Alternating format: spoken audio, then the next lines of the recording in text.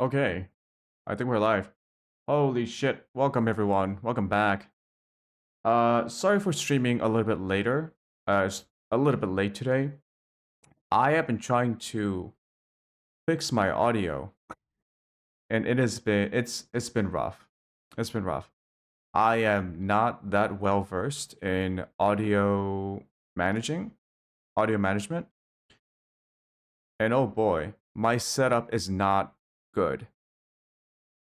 I don't So I try to so far as I've been streaming, I've just been using the default OBS audio filters like noise gate, compressor, uh, audio limiter.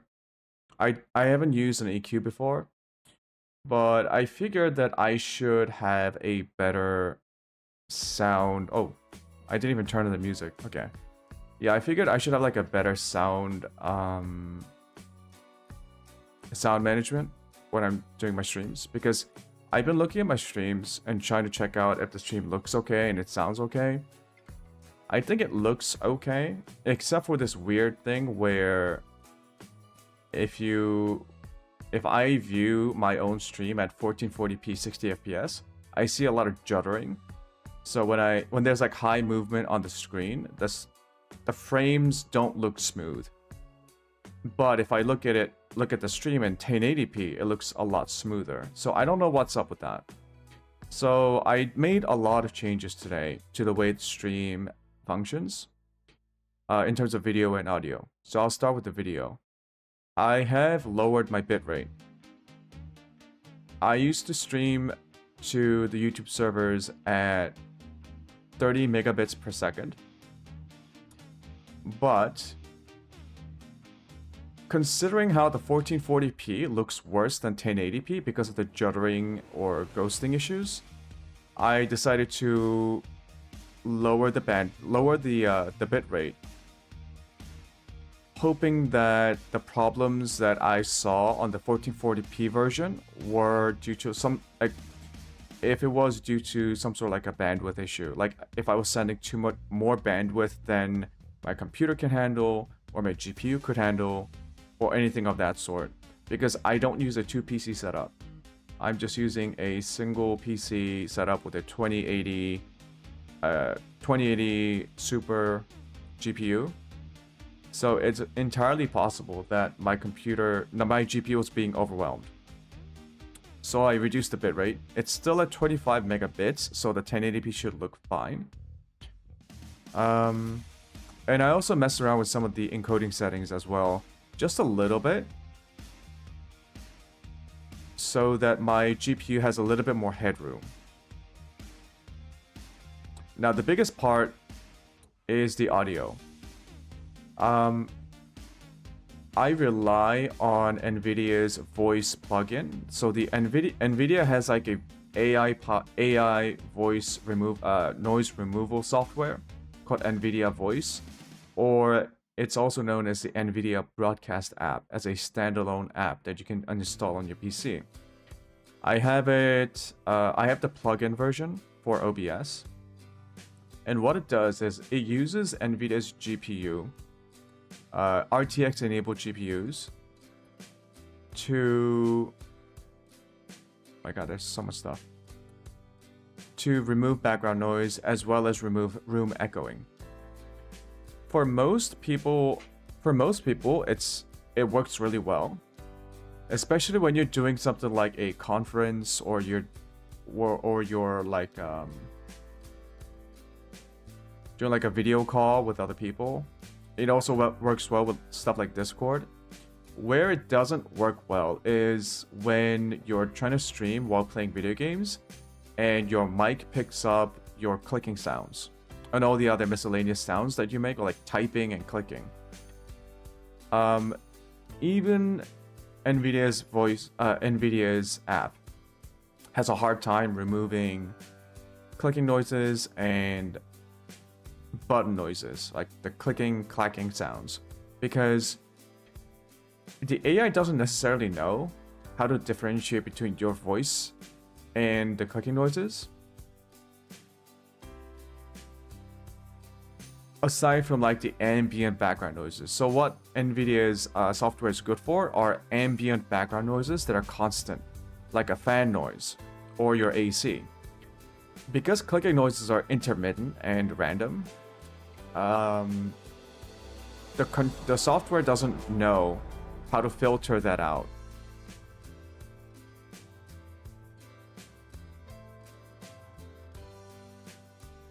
So it actually just like doesn't filter it out. So I've been trying to find a fix for this issue using like more customizable audio plugins on OBS.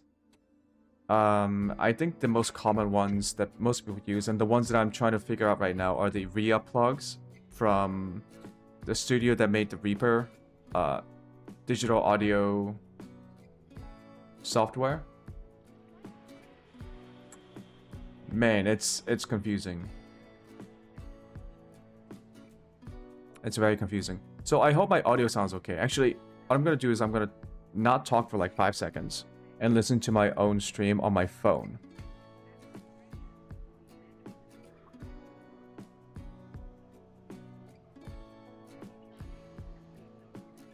It sounds okay.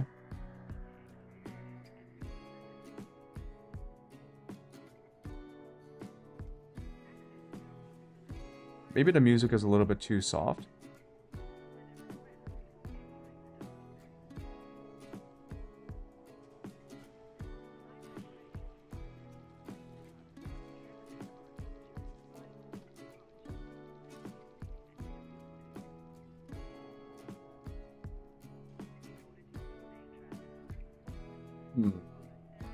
Okay, well, if you guys hear anything wrong with my audio, feel free to just tell me. Because I am seriously considering getting a different mic. Or like figuring out if I can resolve this by changing the hardware. Because I think I'm at a point where I've realized there's only so much I can do with just audio editing and with audio processing. The software processing. I need a different hardware. Like I need different. I think. Here's the thing. When I was testing my audio today before I started the stream, I was like trying to talk and click at the same time to see if I could find a way to reduce the clicking, my mouse clicking noises or keyboard clicking noises while I was talking. The problem is that my microphone just picks up the clicking noises way too well. Like, it's almost on par with my voice. I tried to fiddle around with the physical gain on my mic. I tried to fiddle around with the digital gain in Windows, Microsoft Windows. None of them works because my microphone just by default picks up all the ambient noises way too well. And I've heard that this is a problem with compressor mics, but less of an issue with dynamic mics. I am not sure. I'm gonna have to look into it a lot more today after I end my stream.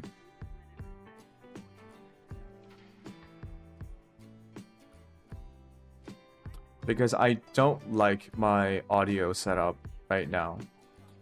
It's okay. Like, I mean, I fret about audio stuff, but like the most important thing for a stream or a streamer is to be able to just entertain people and just, you know, keep people engaged. Engagement, fuck it. That's like corporate speak. Corporate speak, you know. At the end of the day, it matters what I say and how I say it rather than how it sounds, right? Unless it's like super terrible and it's like really unpleasant to listen to. In that case, yeah, I need to get an upgrade, but maybe I should just not care too much about the smaller issues like the audio quality, or maybe that's a huge issue. I don't know.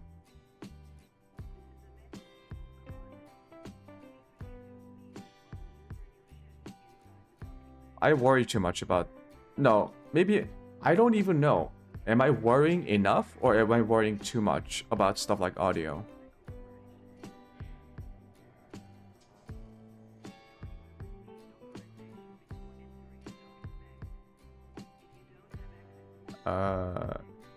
Yeah, I need the Elite Dangerous app. Yep. The Elite Dangerous Exploration Buddy. Yeah, that's why I was late. I was trying to mess around with all of these settings, especially the audio settings, and oh boy, it got confusing real fast.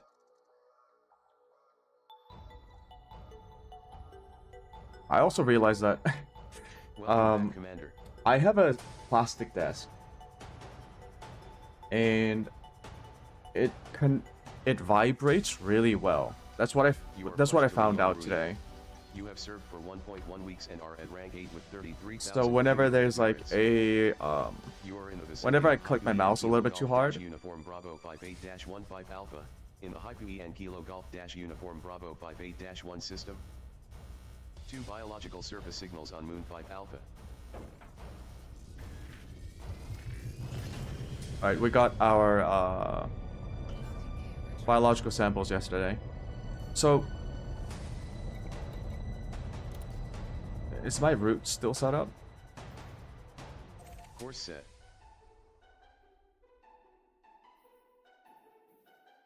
Yeah, it's still set up. Yeah. So for the time being, we're just gonna travel along the cosmos back to our home.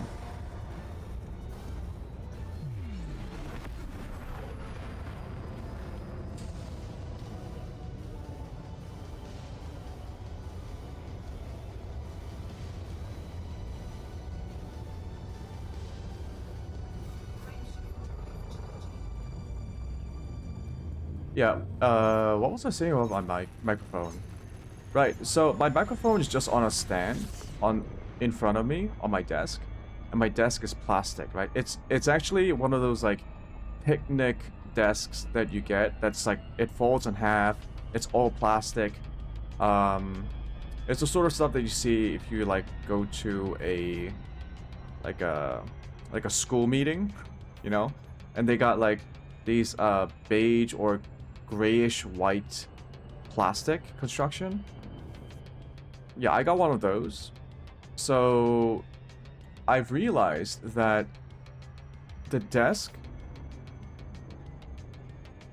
carries on the vibrations really well, right? So the whole desk vibrates very easily, and whenever it vibrates, that gets picked up by the microphone. So it makes the clicking, so it makes keyboard clicking noises and the mouse clicking noises even worse, because it's not only hearing the wavelength, the audio wavelength from the air, it's also getting bass boosted by the fucking desk because of the vibrations that's caused by clicking on the mouse or keyboard itself. So to reduce it a little bit, what I did was I got towels. I folded up a towel, and then I put it beneath the mic stand between the desk, in the hopes that it will muffle some of the vibrations from the desk. It sounds silly, but I think it actually has a bit of an effect. 8 out of 26 bodies have been scanned. Brown dwarf tree is uncommon and notable, with metallic and rocky rings. Brown dwarf 2 is uncommon and notable, relative to similar class Yankee brown dwarfs, with a rocky ring.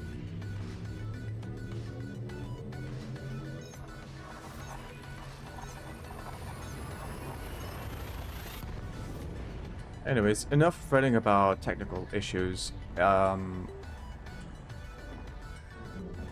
Let's focus on Elite Dangerous. So we got a bunch of jumps to make in order to get back home, or at least back to our home base.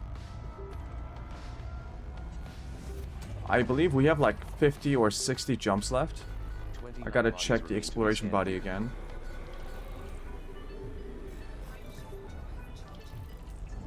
We did get biological samples, although I don't want to spend too much time getting biological samples right now because we have a lot more stuff to do once we get back home. First of all, we gotta get the engineers. We unlocked 2 engineers. But I believe they still have the last set of requirements that I need to satisfy. Fuel tanks are at 61%. And those are usually just like give them X amount of commodity or something. This system has yet to be logged with universal cartographics. 1 out of 10 bodies has been scanned. Yeah, so for my audio, I have heard people talk about, you know, the difference between a compressor mic versus a dynamic mic. And I think maybe I should really look into what that difference is, and if that difference might be something that affects my audio quality. Right now, I'm using a Blue Yeti mic, The system hasn't been logged with universal cartographics. and this is a compressor mic. 1 out of 20 bodies has been scanned here.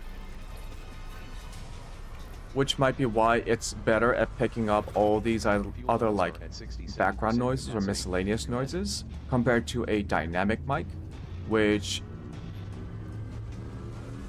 isn't as sensitive to the like the environmental noise, from what I've heard. So it might be better to get a dynamic mic, put it on a mic like a boom stand, so that it's separated from my desk, Fuel levels now at 52% capacity. and then have it positioned close to my as close to my face as possible.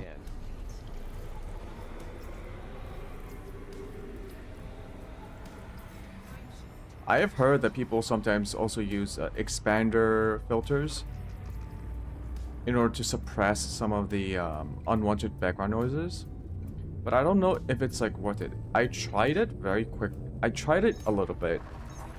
It sounds like it sounded like a softer version of a noise gate. Essentially, it reduces the gain on any noise signals that's below a certain threshold. Tanks are now at 59%.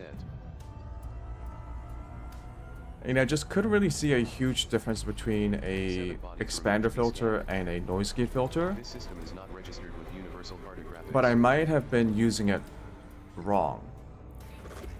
Fuel reserves now at 72%. Commander.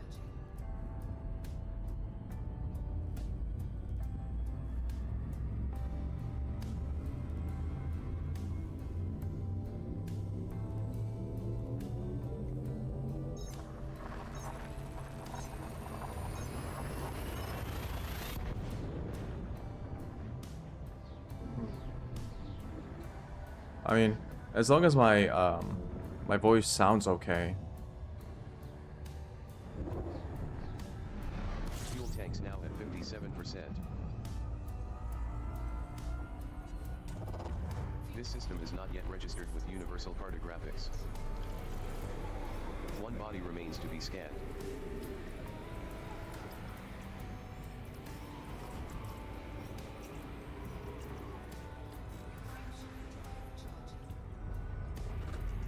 Fuel levels now at 90%. Yeah, I think we have like 50 jumps. Yesterday, this took what, like an hour and a half to travel 5,000 light years.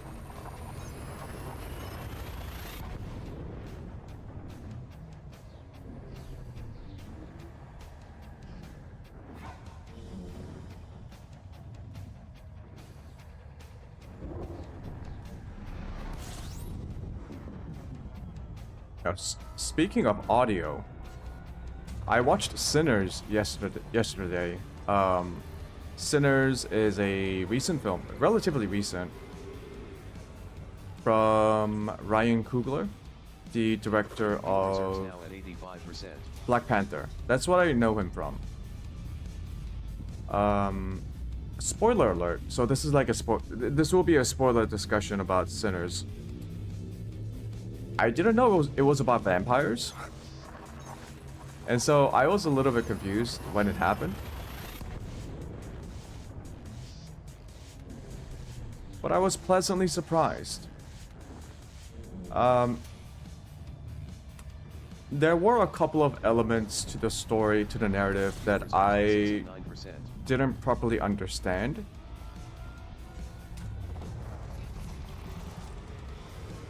But I don't think it's like the fault of the film. It's just that I don't get the references. I don't get the...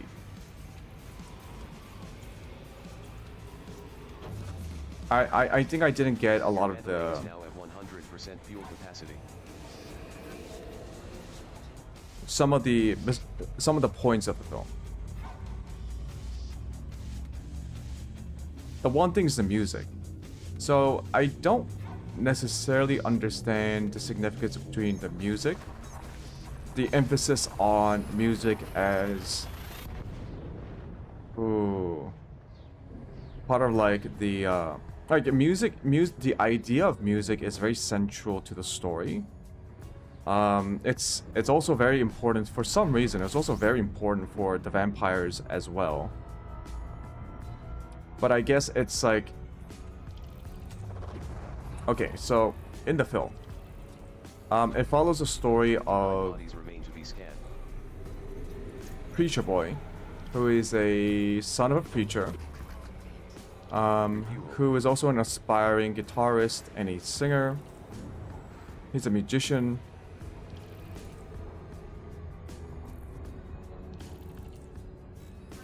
And he goes out and he decides to play for the opening night of what's like a juke, what they call a juke joint, which I would just call like, I don't know, it just looks like a bar, but yeah. So Preacher Boy decides to play music at his cousin's juke joints. His cousins are Smoke and Stack, and they are both played by Michael B. Jordan, who, by the way, probably hit, like, I would say I really liked him in this role. He was really good in this film. But anyways, yeah. So it's like it follows the story of Preacher Boy, his cousins Smoke and Stack, who are both trying to open up a juke joint, and I believe this was in, I don't know which state it was. It was like Mississippi or Louisiana or something. Somewhere down south. And you know, they open up this place at night. People come, people sing, people dance. But there's a fucking vampire who's going around turning people into vampires. Now, in the beginning of the film, there's a little bit of a narration that kind of sets up the tone for the film, where the narrator talks about the role of music and how in like in traditional cultures, or like in some sort of like a, I wouldn't say it's like a traditional culture. I don't know if this is true, but the film starts off with setting the film starts off by saying that music has a special power, and that certain talented musicians are able to weaken the barriers between life and death, between the living and the spirit world, just from their music alone. And so it kind of sets up the film in a way that lets you know that the film will be delving into like spiritual aspects and like the supernatural, with music being like the central element to the story. And yeah, so the main character is a musician, and he is the one able to play music that's so good that it sort of has this like spiritual, supernatural qualities to it. Okay.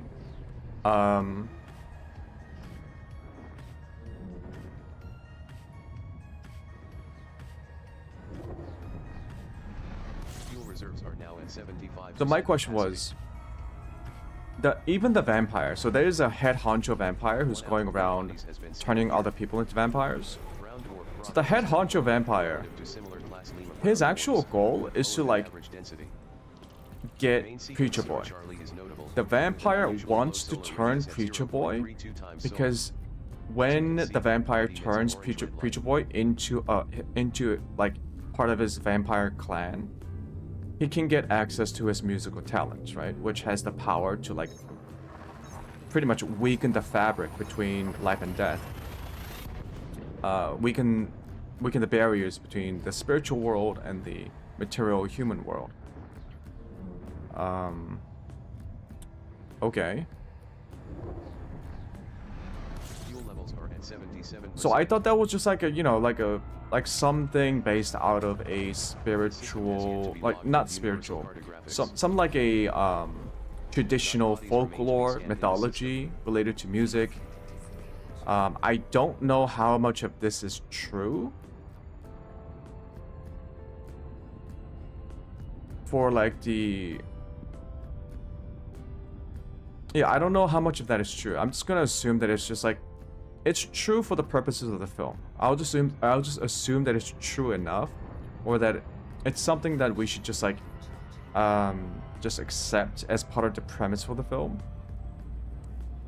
So music in this sense, for most of the film's story, music just fills this mythological role, where it's the music acts as a tool for very unique musicians who can weaken the barriers between life and death. Cool. And so that's why the vampire wants to get Preacher Boy. The Preacher Boy does survive. Almost everyone else doesn't survive. Only Preacher Boy survives. Okay, that's fine. The vampire dies at the end, because Preacher Boy and his one of Michael Jordan's character, I think it was Smoke, who survives. No, it's either Smoke or Stack who kills the vampire with Preacher Boy. Anyways, the head honcho vampire dies, right? And the movie ends. So the whole story is Preacher Boy meets his cousins. Cousins open up this juke joint. They get Preacher Boy to play at this event. The event gets going. Suddenly vampires. Everyone dies. Preacher Boy survives. Right? That's the story. But then music has this plays another role in this narrative, because the film has a little bit of an epilogue where we see years later. So the film's original story takes place in like the 1920s. When Preacher Boy was just like, I don't know, I guess he was like 18, 19, very young. And he was just starting out in life as a musician. The epilogue skips forward ahead in time to like 1990. I believe it was 1991. So Preacher Boy, having survived all that ordeal with the vampires and the loss of his cousins and a lot of people in his hometown, we find him as an old man in 1990s. I bet he's like in his 80s or 70s. He's still playing music. He's still a great musician, right? He has his own place, his own band. And he seems to have lived a very satisfying, happy life. He seems to have found a lot of success with music. And we see him at the tail end of his life now. Like, he's old, he's about to die soon, probably.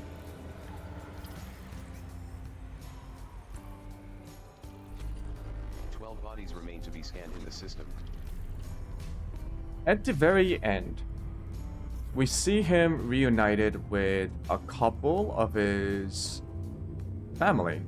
So one of his cousins, Smoke or Stack, I think it was Smoke who got turned into a vampire. So Smoke and his partner, was it Mary or something, who was played by Haley Steinfeld? Haley Steinfeld? Not Steinfeld. Steinfeld. The actress who plays Hawkeye. Hawkgirl. Hawkgirl. Or Hawkeye. Yeah, she's the new Hawkeye. Anyways. Haley Steinfeld and Michael Jordan, they have their characters survive as well as vampires. So these are the only two vampires who survived by running away. And we see in the epilogue, Preacher Boy is in his place. He's in like the club that he plays music in, and we see Smoke, one of his old cousins who became a vampire, and his partner, Mary. I will just call her Mary. I forgot the character's name. Mary also comes in. They're both vampires. They both got turned that night. But then they ran away and they survived. So they come back, Mary and Smoke, to say, I guess, to say hi to Preacher Boy. Main sequence star Pia and HTZD13-11 is notable relative to similar class Mike stars because they love his music, and even though they are both vampires, they do retain a lot of their memories, and I guess their emotional qualities as well from when they weren't a vampire. So they kind of like listen to, so they say hi, they come in, they say hi. Preacher Boy does look a little bit surprised because, you know, they're fucking vampires. But, you know, they ask him to play a bit of music just for old time's sake, and so Preacher Boy does. The vampires listen to his music, reminisce about the old days. And even though Preacher Boy seems scared and cautious in their presence, the film creates a little moment of connection between the two vampires and our protagonist, Preacher Boy, at the very end. And it's this very small exchange where, as the vampires, you know, they listen to his music, they were appreciative, they say goodbye, they turn around to leave. Preacher Boy, I believe it was Preacher Boy who asked,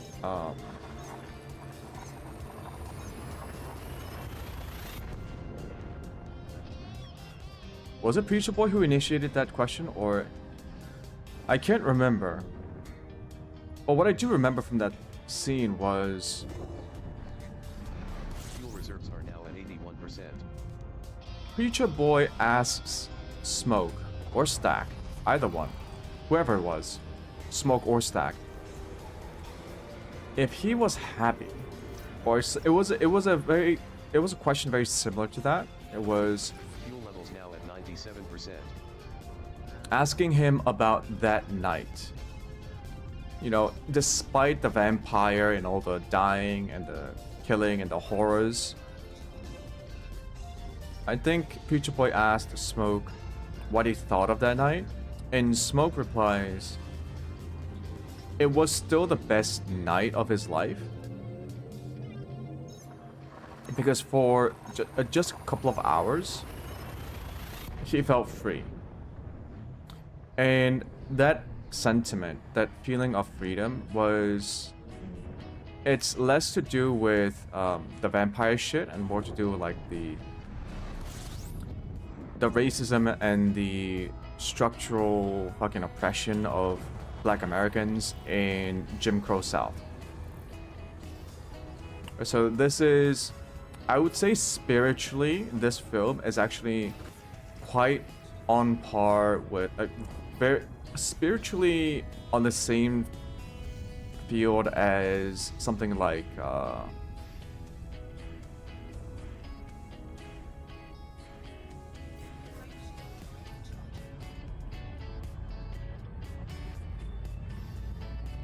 something like no. What am I thinking about? What am I thinking about?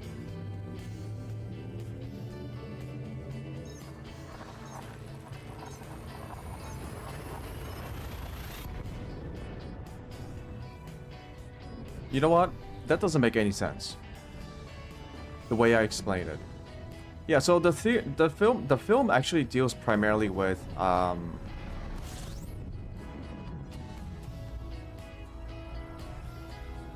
actually racism and the experiences of Black Americans in the Jim Crow South. Average surface temperature. As you can see, spaghetti mints and orange red light. And the complex interplay between that and music.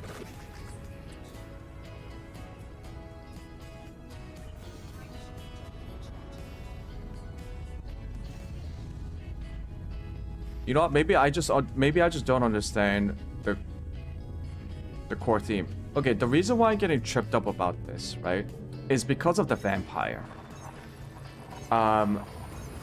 Okay, so for most of the characters that we see in this film are Black Americans, right? And this is set in the Jim Crow South in 1920s. And so it deals with a lot of the societal...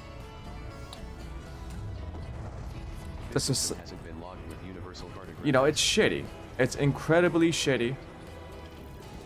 It's incredibly unfair. It's incredibly unequal. It's an incredibly unequal society. And so this idea of the characters for Preacher Boy, for the Smoke and Stack Brothers, and for everyone else involved, this night when they opened up the Juke joint, this club, was a liberating space. It's where everyone could just be and enjoy the music, enjoy each other's company, even though it's rowdy and chaotic at times. You know, it's meant to be this liberating space, which gets invaded by, you know, the vampire. Okay, the vampire is white, but he's not only just white. I believe he's meant to be like an Irish American. And the reason I say that is the vampire also sings and dances. And so I was a little bit confused about why the vampire could also sing and dance, and why it was important for the filmmaker to have the vampire also sing and dance, especially in what I think is an Irish folk song, right? The vampire, there's a very prominent scene for me in the film where the vampire is like outside this barn. The vampires are locked out by the small group of survivors before the main battle, and the vampire just like out there with his acolytes, the people that he turned, and they're fucking singing and dancing an Irish folk song. And I thought about it, trying to figure out why would Ryan Coogler, the director, feel it was important to have the vampire sing an Irish folk song in that moment, in that way. Now we know that the film has already established very explicitly that music, played by some extraordinary individuals, can be a way to transcend the barriers between life and death and the material world and the spiritual world. I'm assuming the vampire might be one of them, but he's not as good of a musician as Preacher Boy.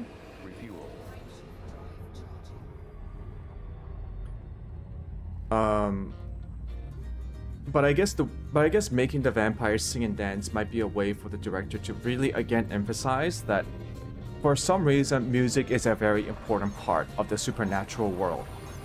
It's just a very, very important part.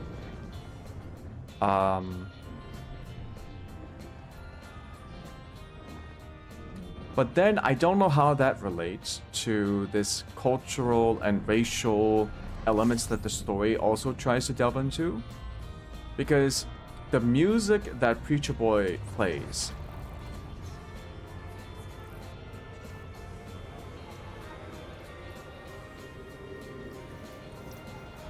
is, I believe, the blues. Now, I don't know anything about music, so I'm just gonna assume that it was just like, that's considered the blues. Because I don't think they said it was jazz. I think they said it was the blues. Yeah. So, the Preacher Boy is a blues singer and guitarist.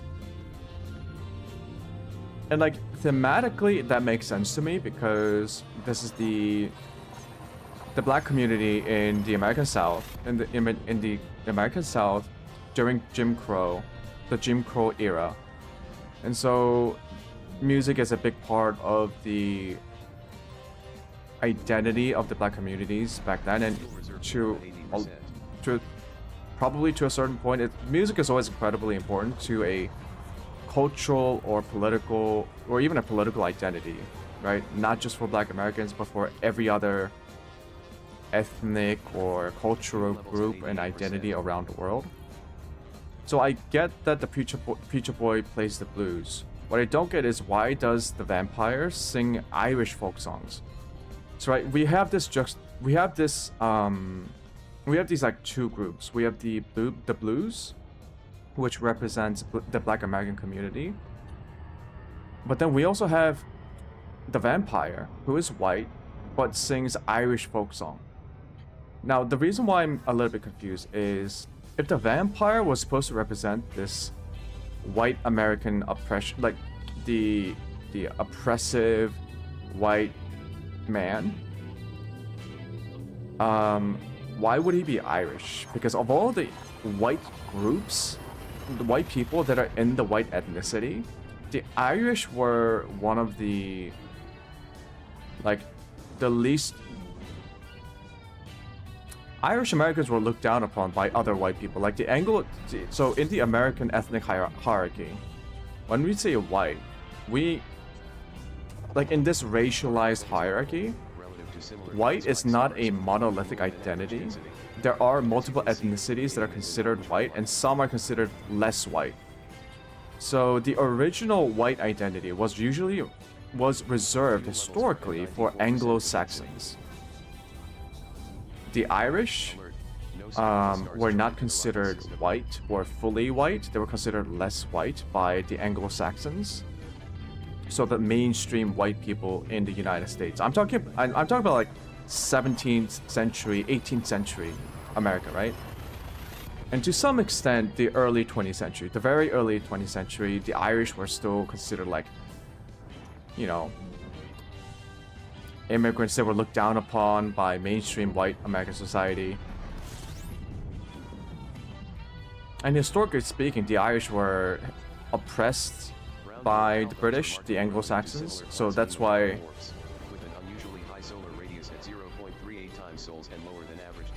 the discrimination against the Irish continued over in the United States, because the mainstream culture in the United States originated from the Anglo-Saxons.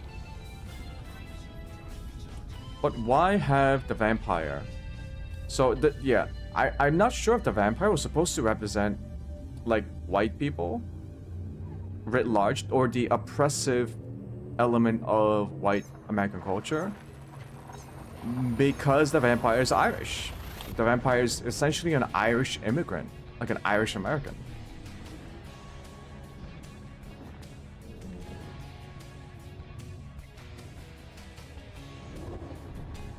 Yeah, of all the elements in the film, that part is the one that I'm confused the most about.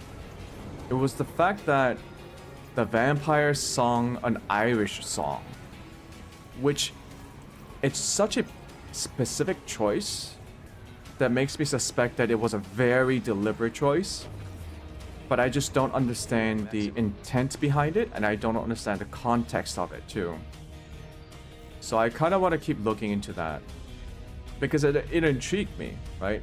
It's like, it complicates the picture a lot more than just saying, okay, the vampire is the evil white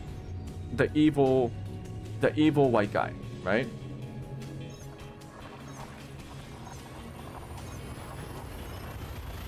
I don't know. Overall, the film had interesting parts to it.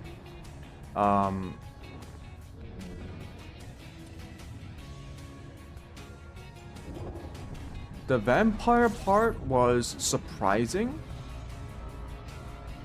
but it offered up a lot of opportunities for the film to be kind of funny, actually. The film's actually somewhat funny.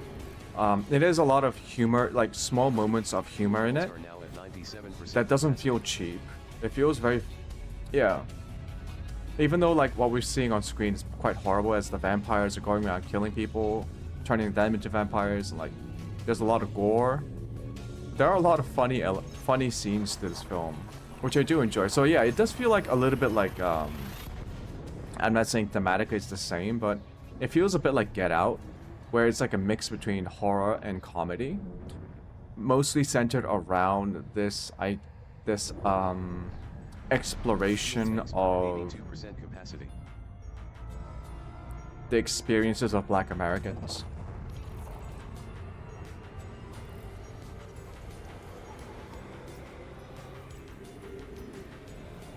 Like, Get Out is a very witty and funny film. Fuel at maximum. In like the important places, right? It's not a comedy, but there are enough comedic elements to it where just like it fits in really well. I also think this film, Sinners, although a lot of it is quite serious and it tries to tell a very heartfelt story, there are comedic elements to it, which I thought was really refreshing, actually. I wasn't expecting that much comedy and horror side by side. IV37-0 is notable, with higher than average surface temperature. As you can see, it emits an orange-red light. 1 out of 8 bodies has been scanned. Fuel at maximum. I mean, I might be reading into the film too much. It's a vampire film. It's good. It's funny. It's entertaining. I thought it was entertaining.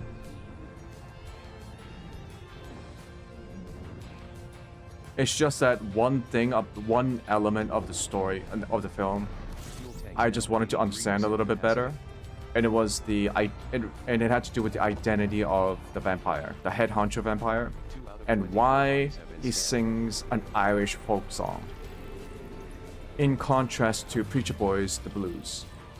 Right? Why do we have this? Why are we having this opposing choices of music between the blues and okay, if this turns out to be like a Scottish folk song, I'm so sorry. To my to my very Asian ears, right? Although I really can't hide behind that excuse, but I will. Okay? Irish and Scottish sometimes sounds very similar. I know they're different. I know that if I concentrate hard enough, I can spot the difference. But sometimes, just in passing, the Irish and the Scottish accents sometimes sound similar to me. It's because my ears are broken. But anyways, yeah, I'm sorry. If it's like, I'm 90% sure though, that the song that the vampire sang was Irish. And it was in a thick Irish accent. And I just want to understand why the director chose that song. Because the music is a huge part of how the characters identify themselves, even within the story. And it has an even bigger cultural theme element to it when we try to take in how the film tries to portray the issues of race and inequality within American society, within the film, and also like the historical past in real life. So I know the music is important. The identity of the music is important. At least the film strongly suggests that that's important. So I was not expecting an Irish folk song.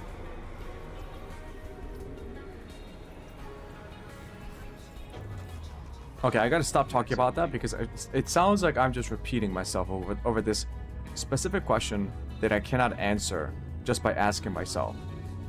I'll have to Google it. See what other people thought about it.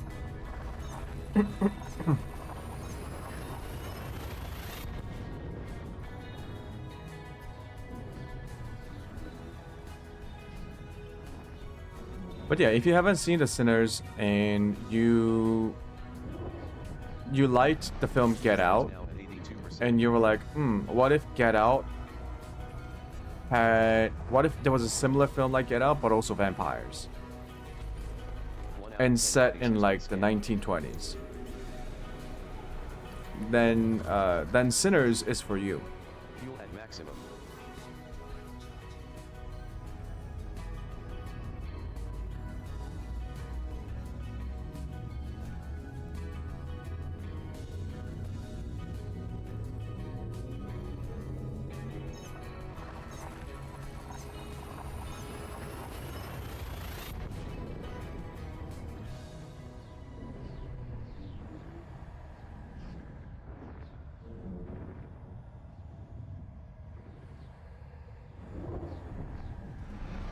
Reserves are now at 83% capacity.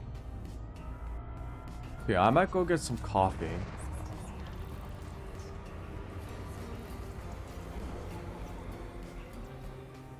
Okay, because I'm paranoid, I'm gonna check on my stream's audio just a little bit. Let me.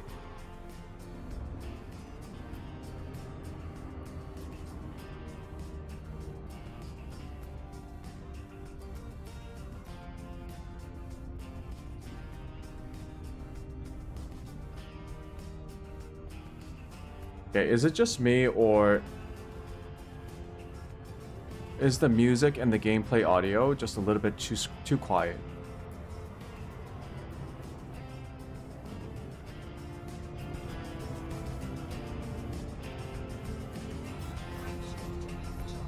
Okay, let me listen to it now.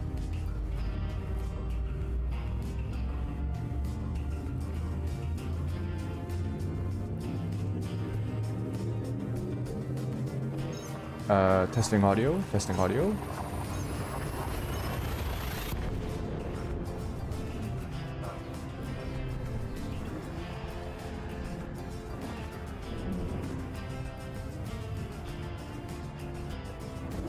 Yeah, it sounds just a little bit better, right?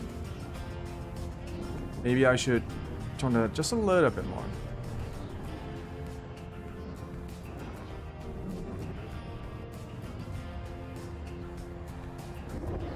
Yeah, my voice sounds super pronounced on my phone. Fuel tanks now at 84%. God, this is so tricky to gauge because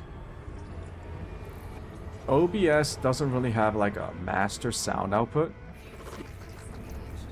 And so when I'm trying to balance the audios between the mic and the desktop audio, it can be quite difficult. Especially if I have to like adjust some of these settings according to the game or the music. Yeah.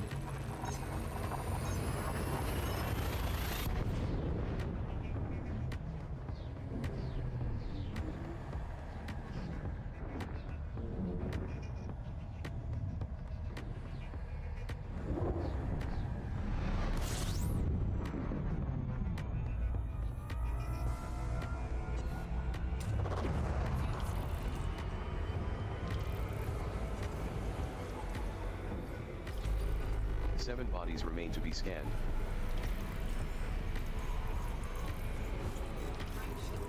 Yeah, overall, I would say Sinners is a entertaining film. I really liked the emotional elements of the show, not the show, of the film, and the characters. All of the actors are really good. Michael B. Jordan, I think, was a standout, particularly because he played two roles at the same time. So he played both the roles of the twins, Smoke and Stack. They probably did the thing where they filmed each scene twice, or they had a double wearing like a face mask so that they could digitally put on Michael B. Jordan's face. So he probably had to act both roles at the same in sequence, and then they put his face over the other person. But yeah, Michael B. Jordan was really good in this film. I really liked his acting and his character here. Everyone else was really fantastic too. All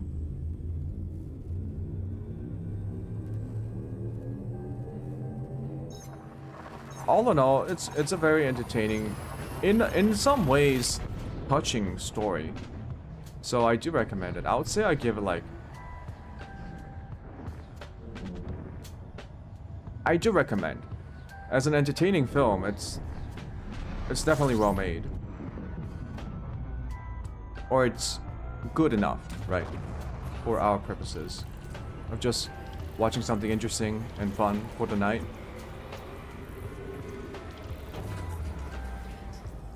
Fuel at maximum. Although I think if they were going down that route of focusing on like the more emotional aspects of the characters, of the story, and also these like cultural and identitarian issues, the vampire part really doesn't feel necessary. Just my small complaint. In fact, all these like gory elements of like gore and violence, especially related to the vampire and the vampire story, didn't feel necessary. Fuel reserves now at 83%, Commander.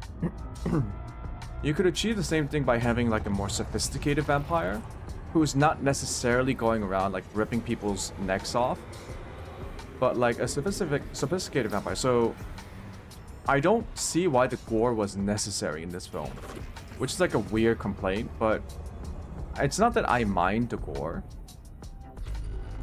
It's just 6 bodies has been scanned here. I don't think the film even needed that. So I'm trying to understand what role the gore serves. Because the film already has very strong emotional notes, narratives, stories, and characters that just shines above the rest of the film.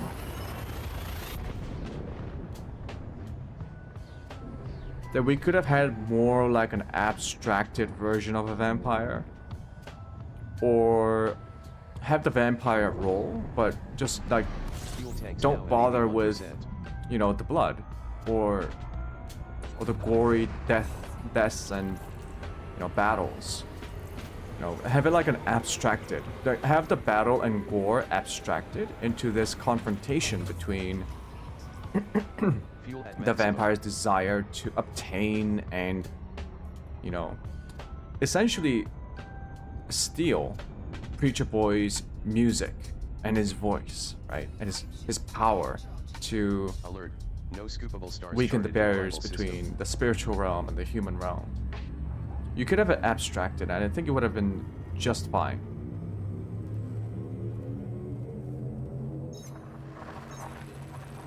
So yeah, if there was one part of the film where I felt like it was unnecessary to the story, and I would say it kind of works against the strong point, the strengths of the film, was the gore and the violence related to the vampire.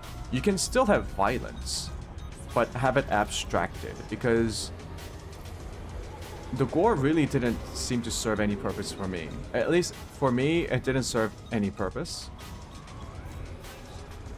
And also, there were a couple of like jump scare-ish cuts and editing mixed into the film, especially in the early moments when we are first introduced to the vampire. It's not a full-on jump scare, but like they do these like sudden music cuts and like a little bit of a scare when they suddenly have the vampire on the screen. Didn't really understood what the point of that was. Fuel levels at 68%. It felt unnecessary. Once again, unnecessary. And all of these things feel unnecessary because the film B14-0 is notable does the similar other class-wide things stars really well, with an right? unusually low solar radius at 0.34 times sols. As you can see, it emits an orange-red light. It just didn't need the gore. It just didn't need the vulgar violence related to the vampires. Especially if like the duel was between identity and music.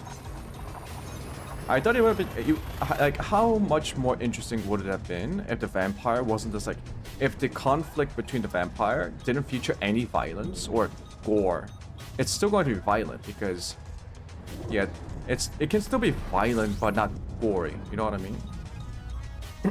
It's violent in the sense that the vampire is trying to forcefully take Preacher Boy's voice and his talent Fuel levels are now and his at music, 56%, Commander. but you don't necessarily need, you know, gore.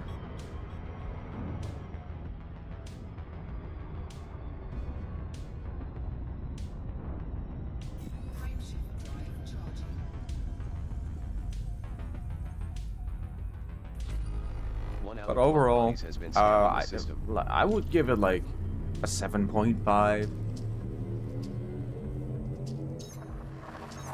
Yeah, I would give the film a 7.5. It was, overall, it was very well made. The story, in the end, it's rather simple. It's touching. It has a lot of touching elements to the story. It's acted well. It's produced well. It's paced well. The pacing is really good.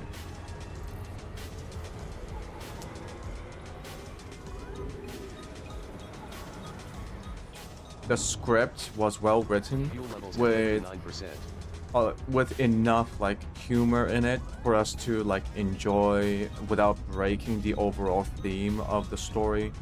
Yeah, I would say it's a 7.5 or 7.3.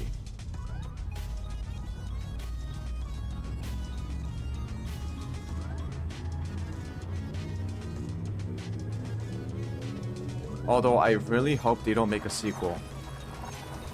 I think I heard about Ryan Coogler thinking about making a sequel. I'm just like, maybe not. Right. If you want to tell a similar story, maybe just work on like get a different scenario. Commander. We don't need more sequels. We don't need more franchises. We just need good stories and good films. Around 1,500 Kelvin. 19 bodies remain to be scanned. Not everything has to be the fucking a cinematic universe, you know what I mean?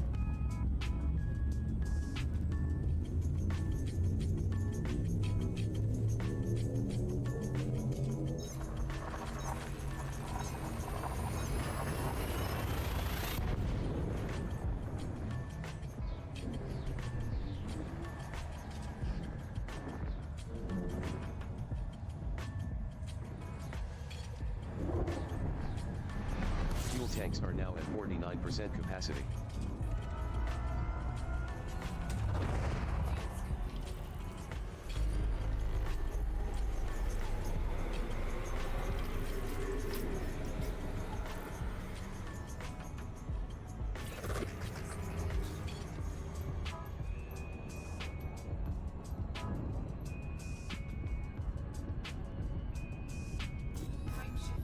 Okay, we are at jump number 53.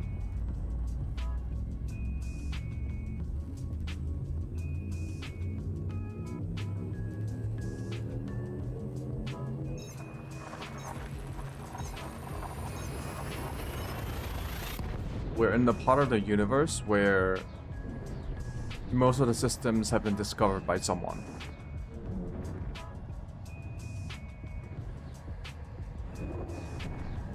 Did my stream just die? 52% capacity. Oh shit.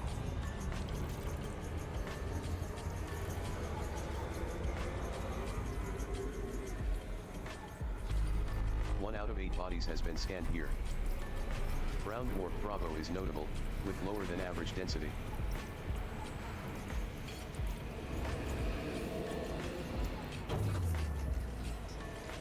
Your Mandalay is now fully refueled.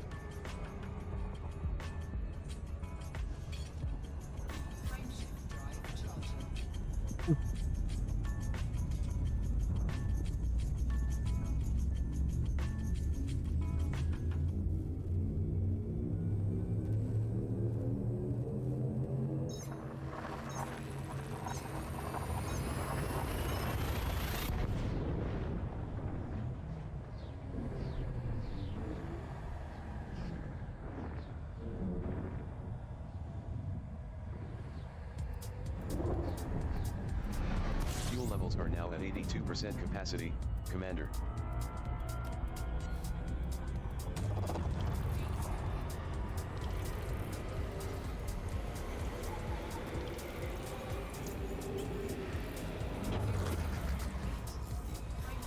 Fuel at maximum. Okay, how many jumps do we have left? We need to make 82 jumps. We are at jump 55, so we got 30 more jumps to go.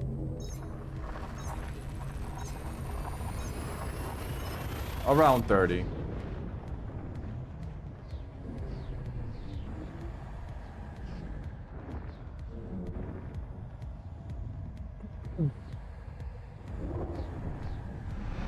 Fuel reserves at 85% capacity, Commander. I wonder if the film was inspired by From Dusk Till Dawn. It was like a very early on. I think the director was Robert Rodriguez, or yeah, I think it was Robert Rodriguez who directed From Dusk Till Dawn. It actually has Quentin Tarantino as an actor in it. Or was it Quentin Tarantino who directed From Dusk Till Dawn? Anyways, yeah.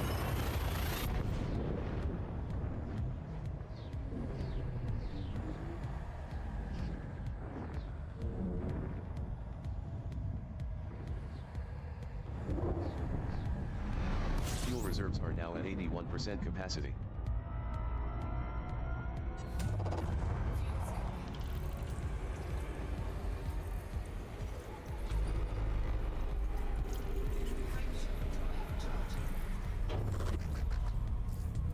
Refuel.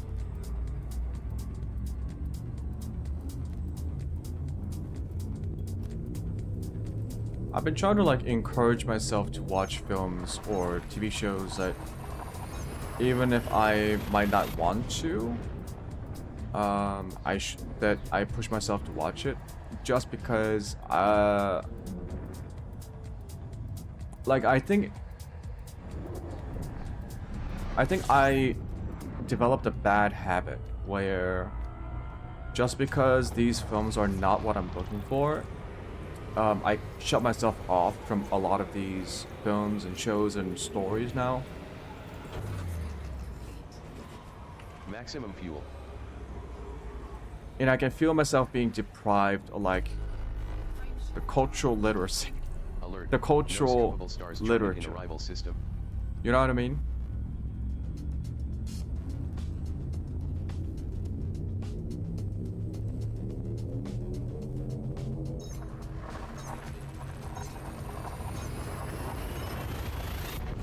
Yeah, even though in the end, like, most of the stuff that I'll see is something that I've seen before or quite similar to the things that I saw before, I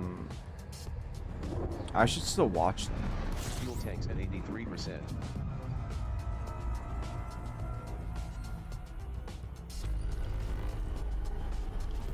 Like, I've seen more films than most people. That's not hyperbole. I genuinely believe I've seen more films than most people. Because I used to watch a lot of films. So I guess I got tired of like what I used to consider like, you know, just okay, mediocre films that doesn't really push the boundaries anymore. But I think I kind of let that sentiment lock me out of a lot of experiences that I could have had by just watching whatever, right? Like The Sinners. You know, it's not a groundbreaking film.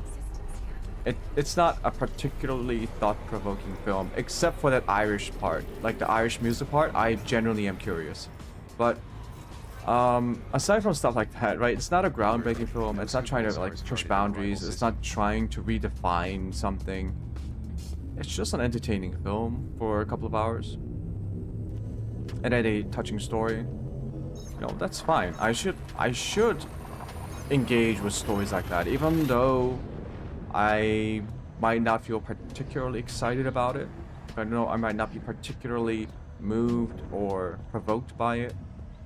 I should still engage and not shut myself off.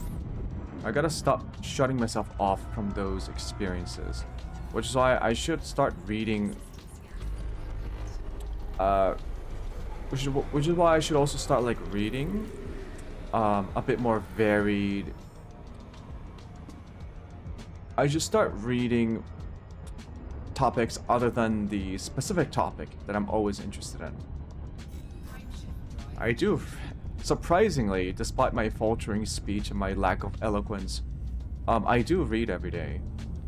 It's not, I'm not trying to sound like, oh, I read every day. Like, everyone reads. It's just, I read very particular things. I read journals. So, like academic journals. And that's pretty much 60 to 80% of what I read. Everything else are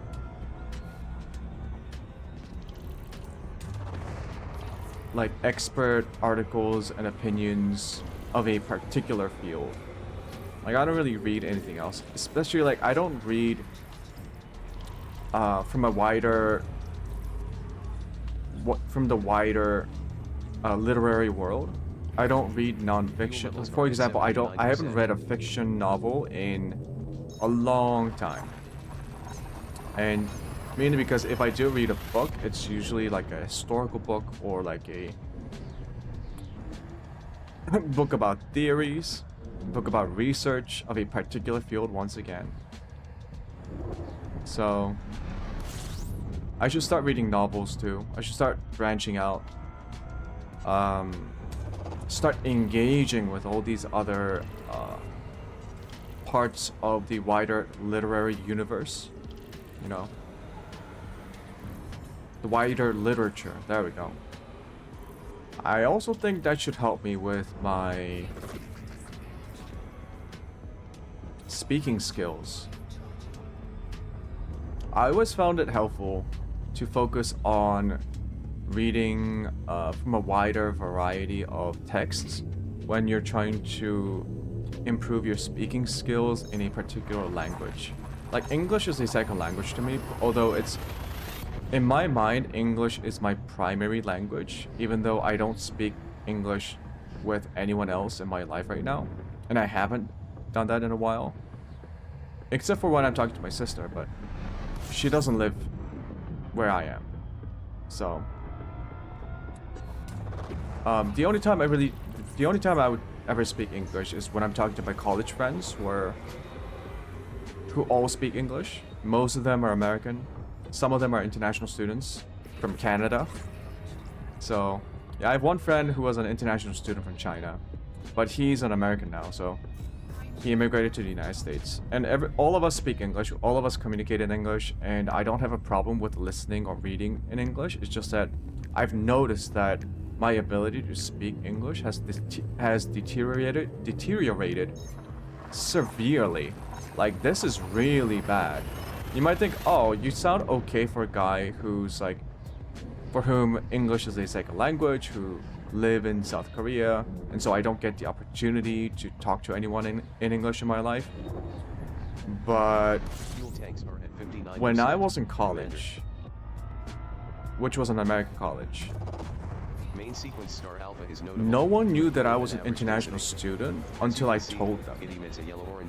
Like, I was so fluent, and I didn't have any accents or weird enunciation problems back then that everyone just kind of assumed that I was born in the United States, that I was an American and not an international student. If I went to college now, a lot of people could kind of like guess that I would be an international student because I developed these, like, I falter a little bit more. I find it more difficult to find the right words. Like right now, like I'm struggling to find the right words to say. So I think reading a more diverse set of literature could be helpful for me personally.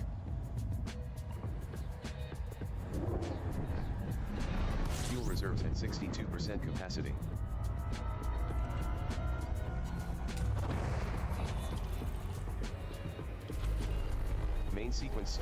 But it also could be that I just haven't really practiced talking to people in the English language in a while.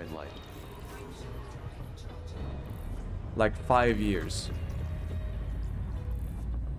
For about 5 years, I never really had to use English in my daily life, aside from my own personal, like, reading and listening and writing.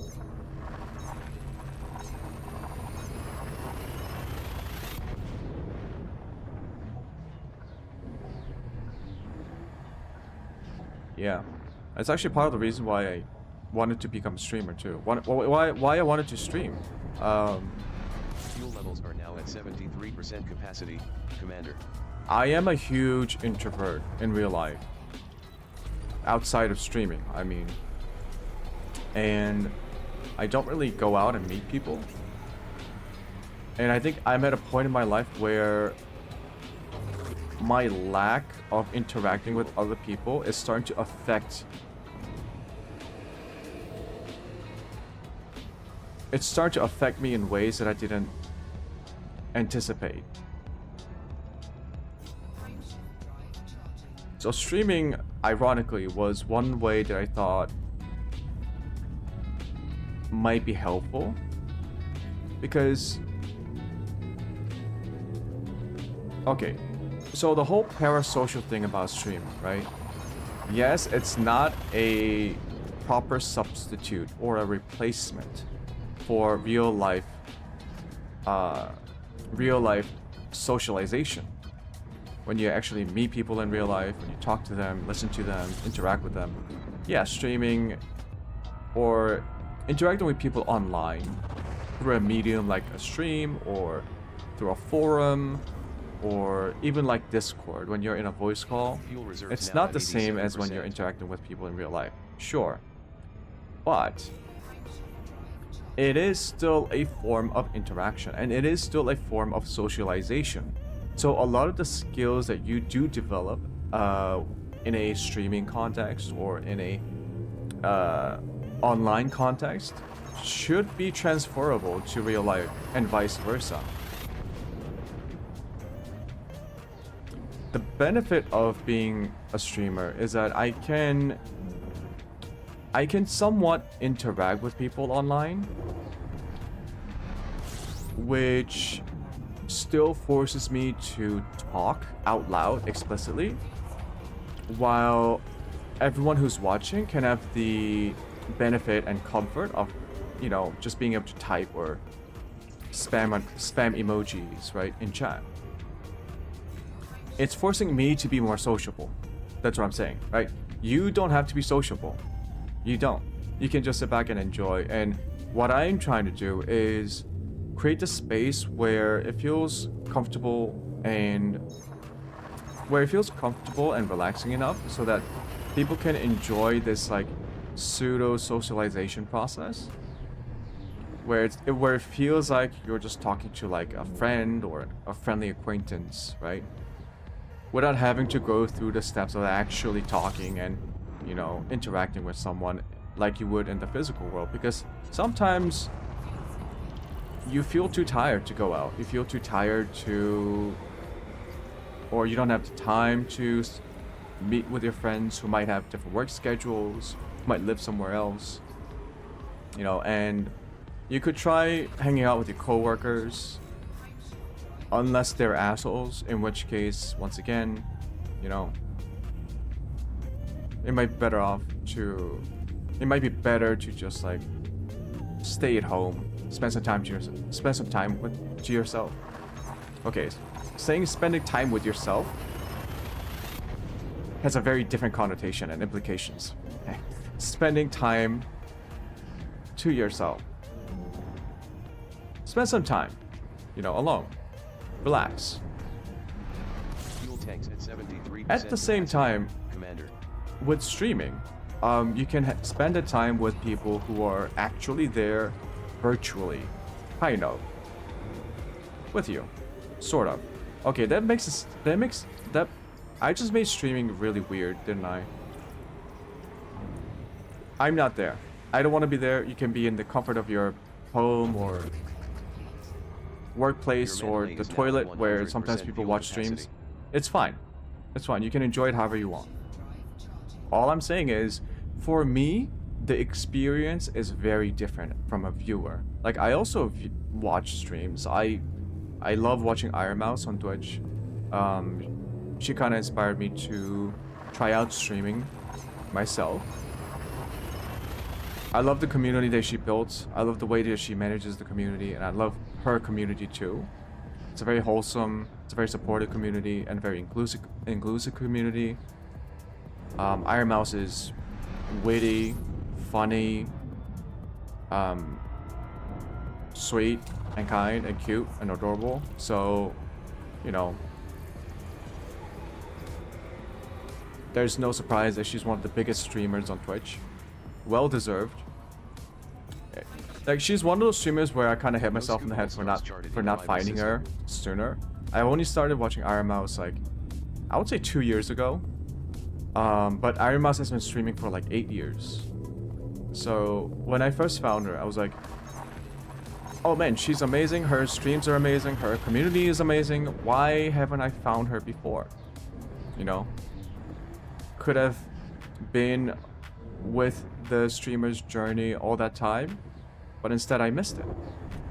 So I try not to miss her streams, or if I do, I watch her VODs. And if I can't watch them because I don't have time, I put her in the background as I do other stuff. But yeah, I also watch streams, so I know what it feels like to be a, you know, live stream viewer, the audience of a live stream. I know what it's like to be a VODer. I do watch VODs of streams as well. And being a streamer is incredibly different. Incredibly different. And you can tell that I'm trying to like learn a lot of the skills of being a streamer. Like, I guess the strangest and the hardest part about it is that I have to fully trick myself into being as comfortable as I can be and be natural as I can be, so that I can carry on a conversation as if I was talking to like a friend who's sitting literally right in front of me, right? Or right across from me. I have to make it sound as natural and comfortable as that. Which is a really big mindfuck. Because I have to imagine all of that. I have to trick myself. And it's hard. It really is hard to just sound like you would when you're with a friend. Like, when I listen back to the streams that I've done so far, I don't sound like how I sound when I'm with friends. When I'm in the comforting presence of my friends, when I'm just more relaxed. I talk differently, my tone is different, my speech patterns are different. Like, I think I talk a little bit too quickly on streams, and I think it's because I'm a little bit nervous all the time. Like, I am aware that this is a public stream, I'm aware that people could watch it, people could end up watching it later as a VOD. And yeah, just a very different experience between oh, hi Mags. Fuel tanks at 64%. Yeah, don't mind me, I'm just like traveling back home, to my starting region and talking about the vagaries of streaming, like how I'm still trying to get used to streaming, you know, and how like it's a very different experience when you're the one who has to carry on the conversations in a natural way. Yeah, I mean, I like it. It's such an interesting challenge to me. I know I'm not good at it, but it's interesting enough where I want to keep working on it. Commander. Because where else am I gonna be encouraged to develop skills like this? You know what I mean? Maybe in like broadcasting or podcasting, but at that point I would say podcasting is very similar to live streaming. It's just live streaming with no video. Or in most of the podcasts that I've seen these days, they're not really just audio. It's just a full-on video. So don't really know why we still call it podcasting. I would say it's just like an interview.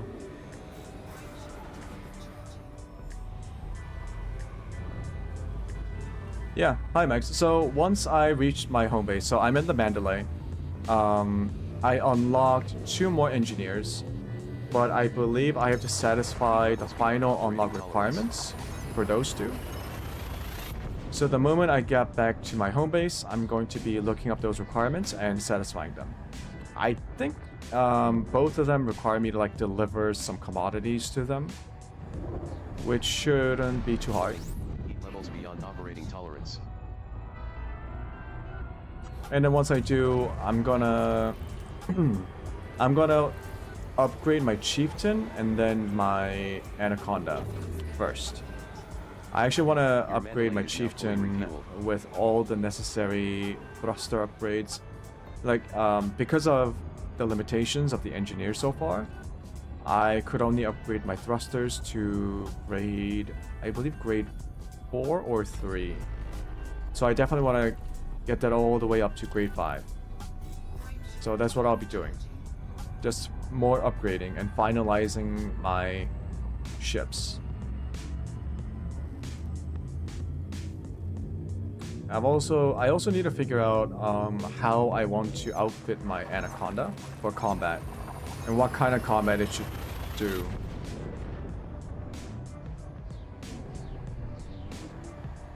Okay, so I only have 1, 2, 3, 4. I only have 4 more jumps. Fuel reserves now at 81% capacity. I only have 4 more jumps left until I'm back home.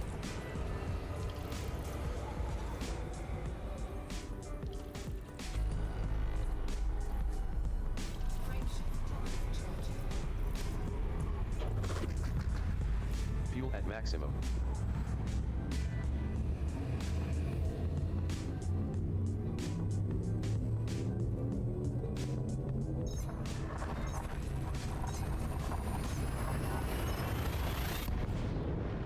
Oh yeah, Max, do you mind if I ask you a question? Does my audio sound okay? Like my voice? Because I spent several hours before I started streaming today changing up my audio settings.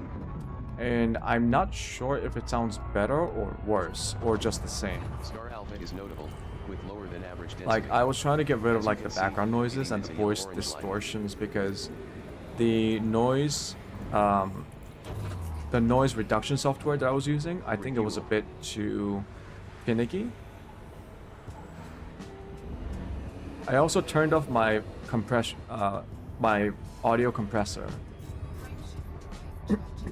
Because turning it on, I think was like amplifying the background noises, like the mouse clicking, or like if I bump into like the desk a little bit, you can pick it up.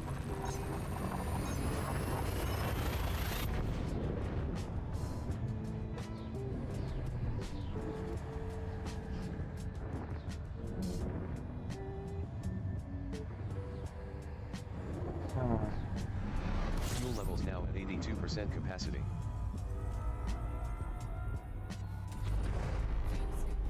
Okay, in 2 days, I've traveled over 10,000 light years because this was a round trip. Overall, not bad. The Mandalay is definitely the way to go. Maximum. It really helps with traveling across long distances. It's also very maneuverable. I really like it.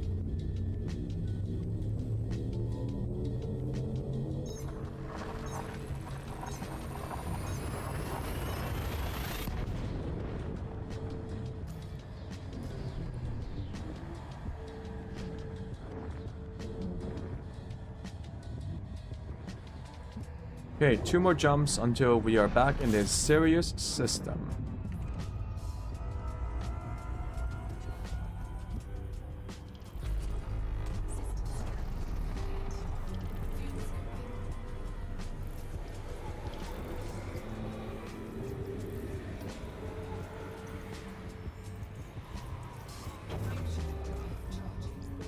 Refuel. Okay, once I dock, I'm going to get a cup of coffee because my throat is being dry again. Although maybe I should just drink water.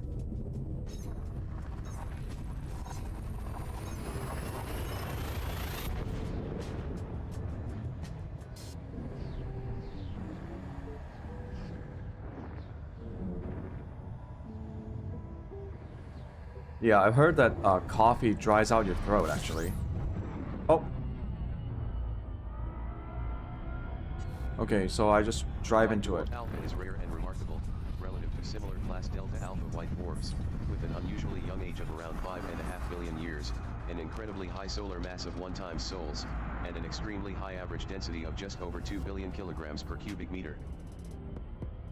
Frame shift drive Supercharged. boosted by 150%.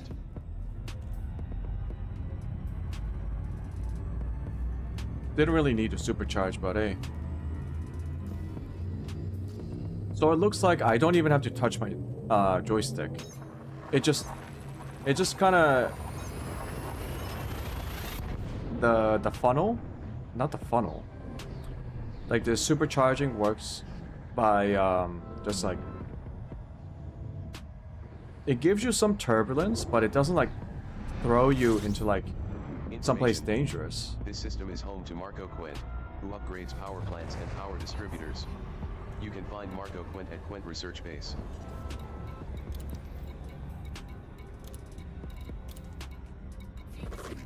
Fuel reserves are at 86% capacity. I'm gonna go Commander. to the carrier because that's where my Anaconda is, and I might take it out.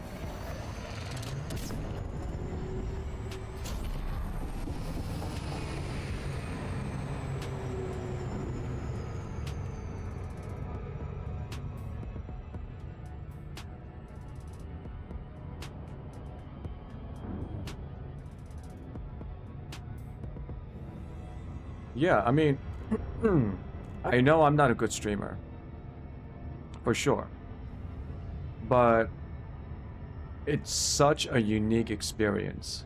I actually really like it.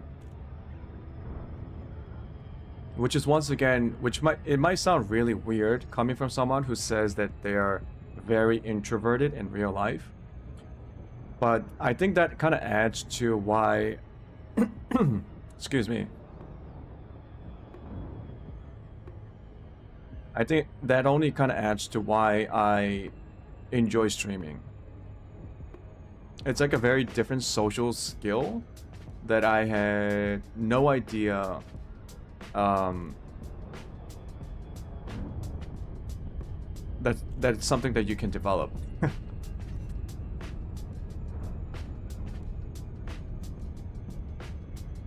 It's like a very different and very unique social experience.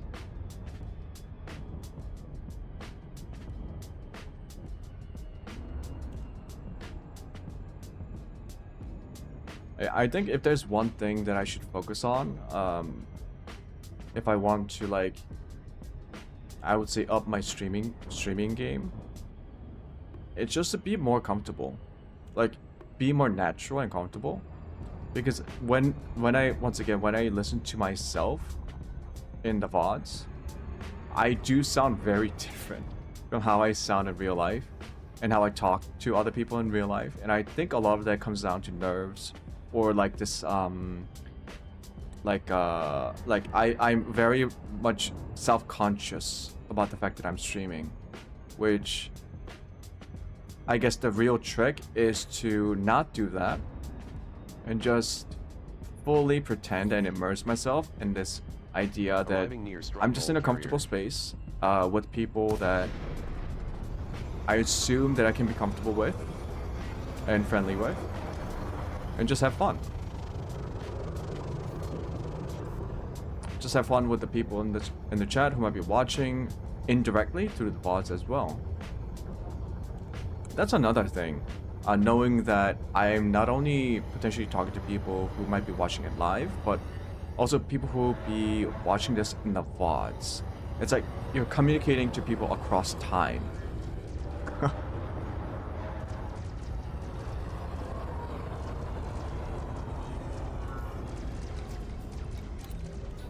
Such a strange phenomenon, isn't it? Online streaming. Landing pad 4 allocated. Before you even have an opinion about whether it's good or bad, you gotta say it's a pretty unique experience.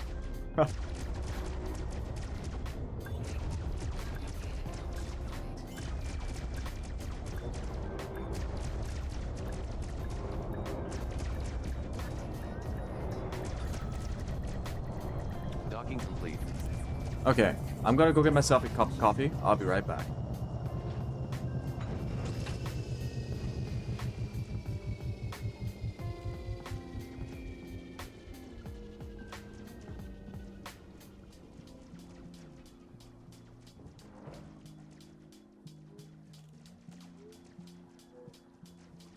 I can see when I'm outmatched.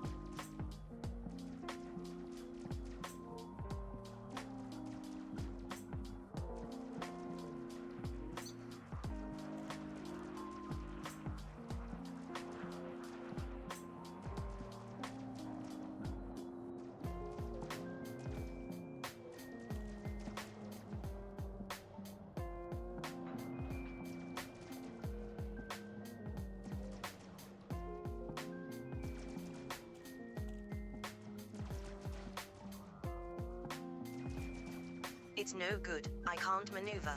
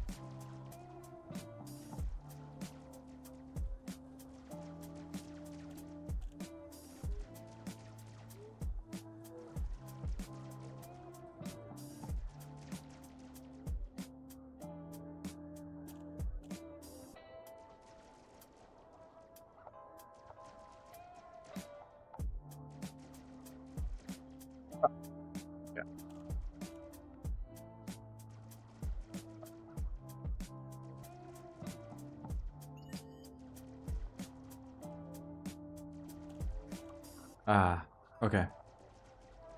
I love coffee.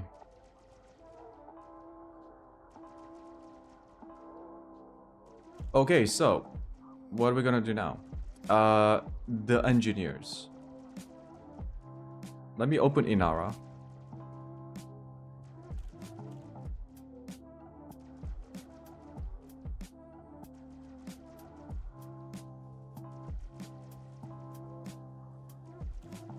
Boom. Oh shit.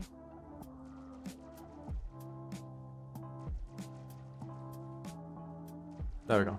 Okay, so we got the engineers. Go unlock requirements.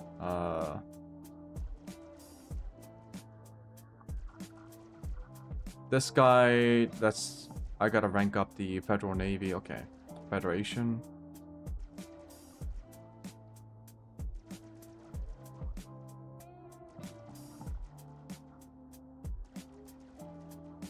Nope, not this guy. Oh yeah, Nemo. Party of Yoru. He does fragmentation cannons. Okay, don't really need this guy then. Chloe, right. Sensor fragments. Okay, so we need 25 sensor fragments. She's one of the two that we unlocked by traveling 5,000 light years away. Don't. She does thrusters. Yes, I need the thrusters. Okay. 25 sensor fragments and I believe I actually have combat rank dangerous or higher.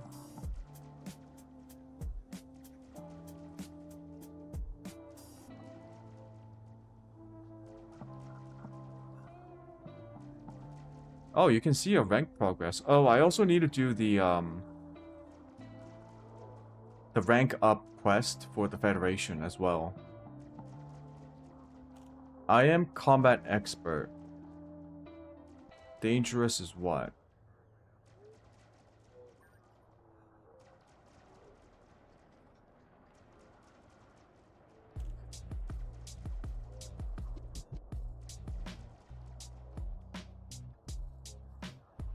What are these?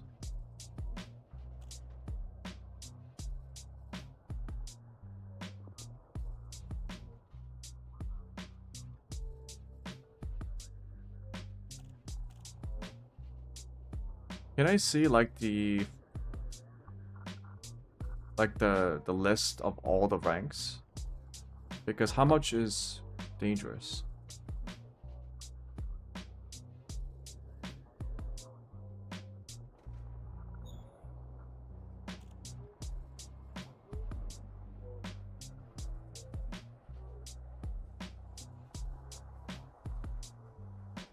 Oh, I need to rank up twice. Okay, I gotta go from expert to master and then master to dangerous. I see. Okay. So this guy's gonna take a while. He does sensors? Guess he does like miscellaneous stuff.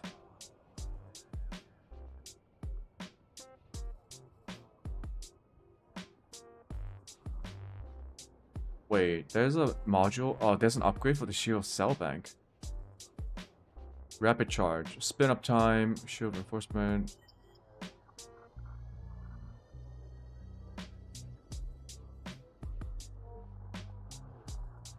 What's the difference between a spin up time and a boot time? Anyways.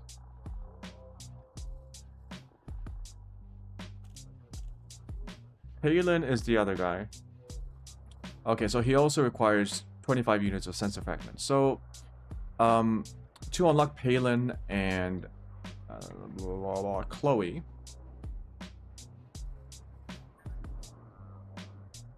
we need 50 sensor fragments, and we need to have cargo space to carry it.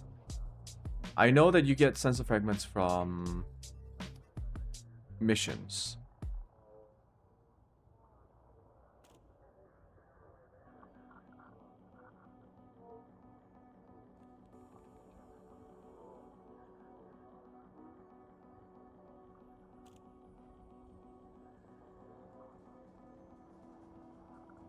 It says you can also go to a Thargoid site.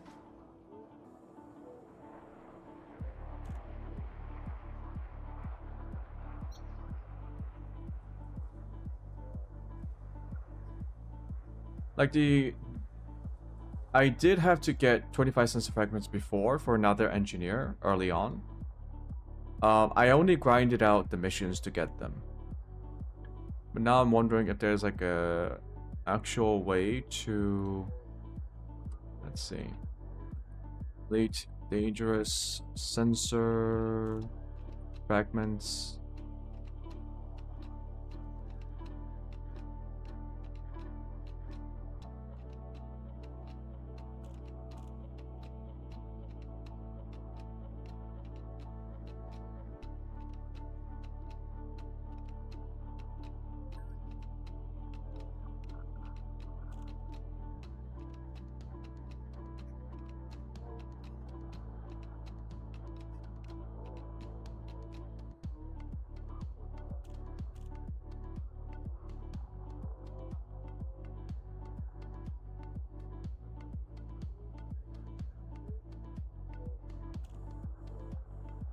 Okay, so there's a farming method for the sensors, which I'm not going to do. It's very similar to the Jameson and the crashed Anaconda sites for raw materials and encoded materials. Looks like there's another crashed Thargoid ship site. They just go scan, shoot, scoop with SRV. No, I won't be doing that. because I could also be grinding for all the other stuff too. So it looks like I'll be doing missions again. Right, let's do that first. Sensor fragments. Marsha, nope. Anyone else? These guys are all unlocked, not this guy. Friendly with the Alliance. Okay.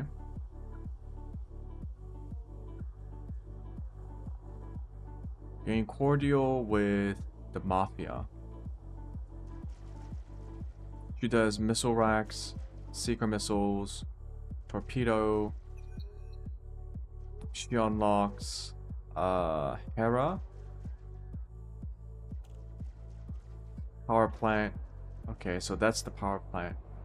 Damn. Friendly with the Empire. And these are all... yeah, the first person mode. Odyssey. Okay, so sensor fragments it is. Let's go ahead and get some sensor fragments.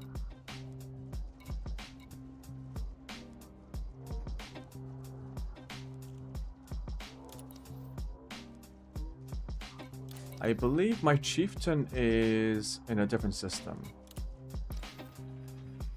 No? Yeah, my chieftain's at Soyan City.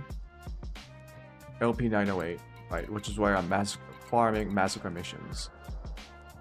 Now, I could try to kit out my Anaconda. However, I don't think I have enough materials nor the credits. So if I want to do that, I need to get a little bit more. I need more credits and more materials. So I will go over to LP 908, get into my chieftain, and we will do some combat missions and try to prioritize sensor fragments.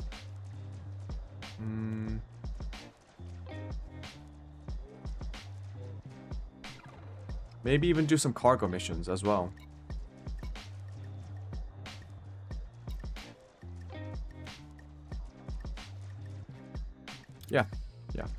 Yeah, I'm thinking about maybe I'll transfer the Anaconda actually. I'll transfer my ships to LP 908 once I get there.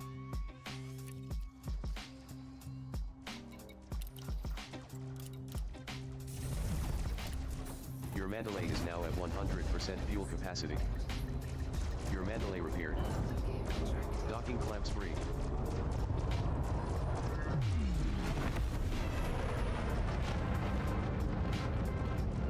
God, this thing is so nimble. The boosting takes us up to like 450 meters per second. It's so fast. Holy.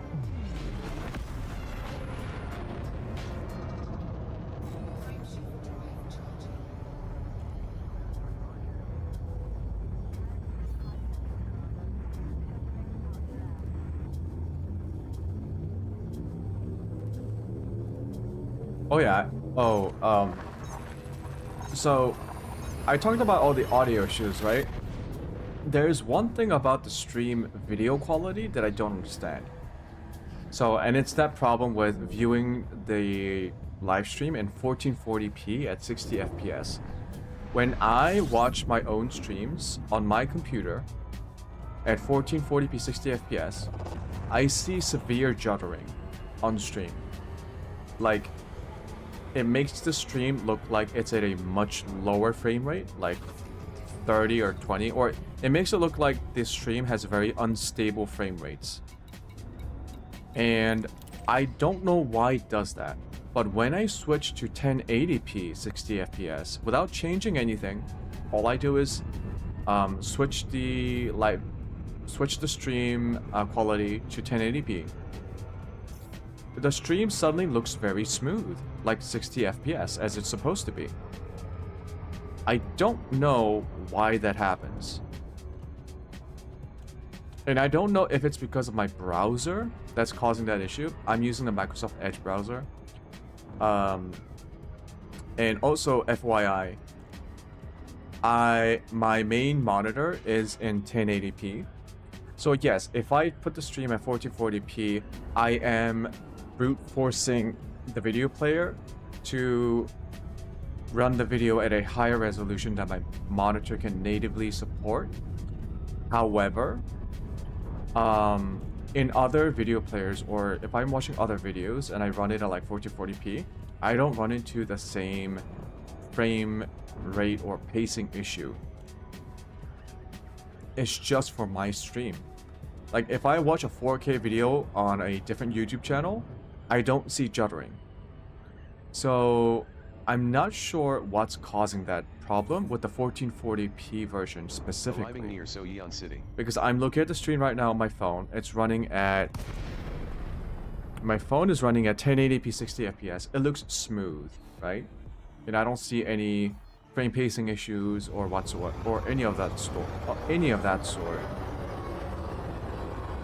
But for some reason, We don't have to do this. 1440p struggles.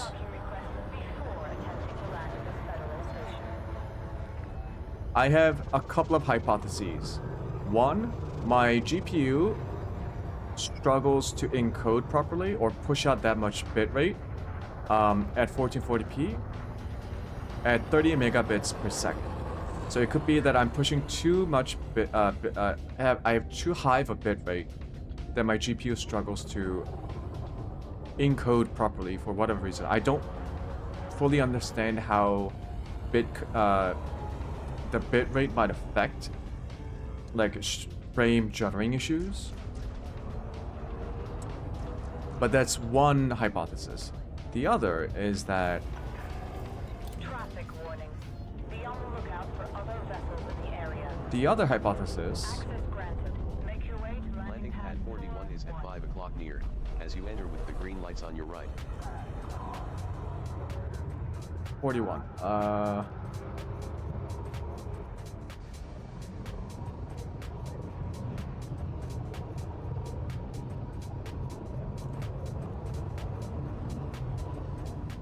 Yeah, the other hypothesis is that my OBS struggles at 1440p. For whatever reason, right? Like a driver issue or like a some sort of software conflict.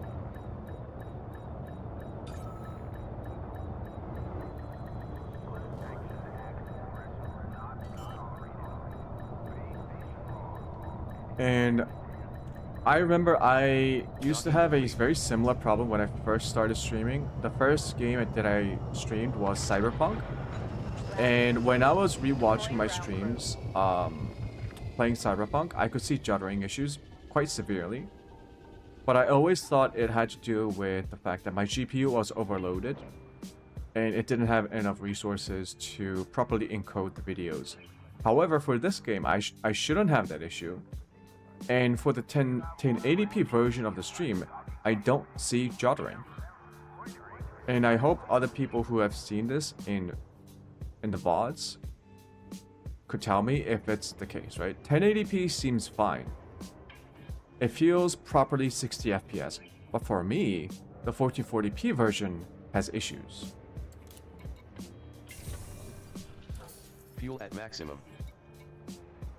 So it's a bit strange how it's like that. But yeah, if you have issues with my stream at 1440p, try 1080p, because 1080p seems to be working just fine.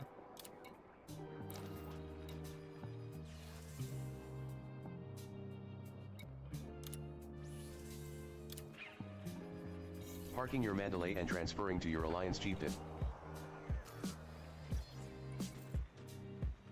Okay, so we're back in the Chieftain. We're gonna have to look at the missions now.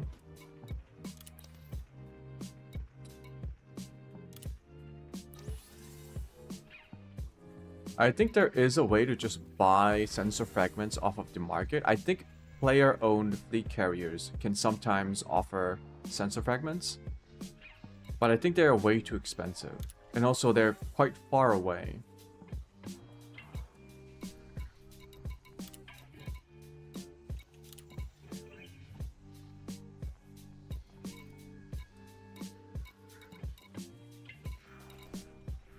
So... Oh shit. Did I think about the wrong thing? Maybe I was talking about modular terminals.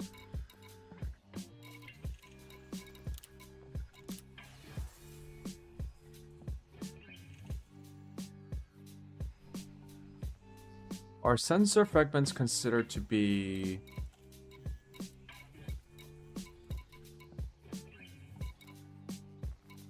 materials?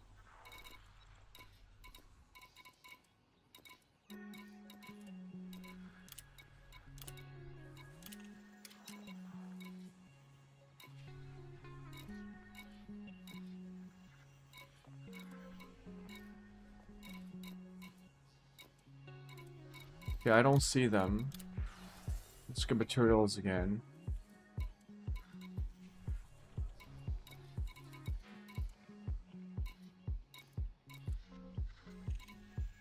Oh, tellurium. Okay, so none of them offer... Ah, shit.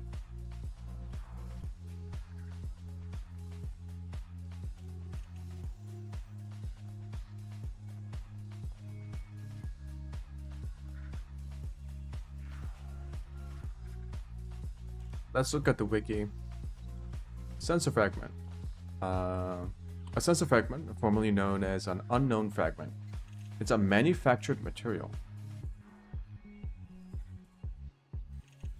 Non-human signal sources. Destroys Thargoid sensors. Destroys scavengers at Thargoid surface sites.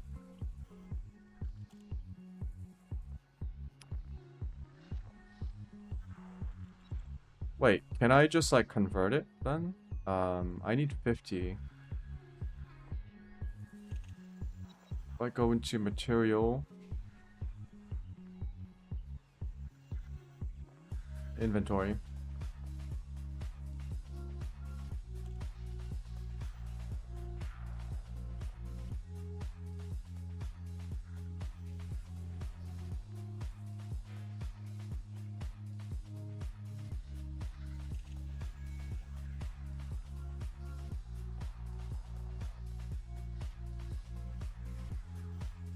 I don't see sensor fragments here.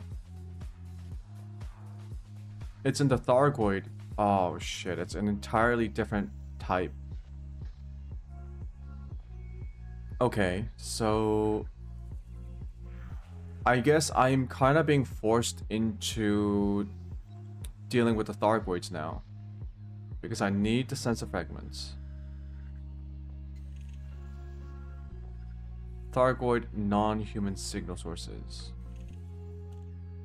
So what are non-human signal sources?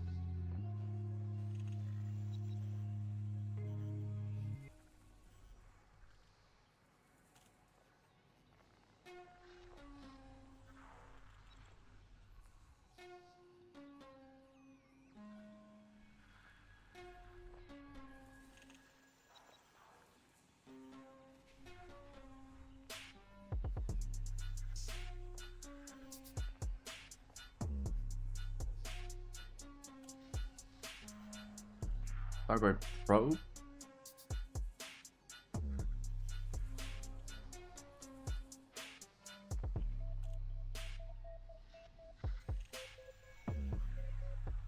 Um...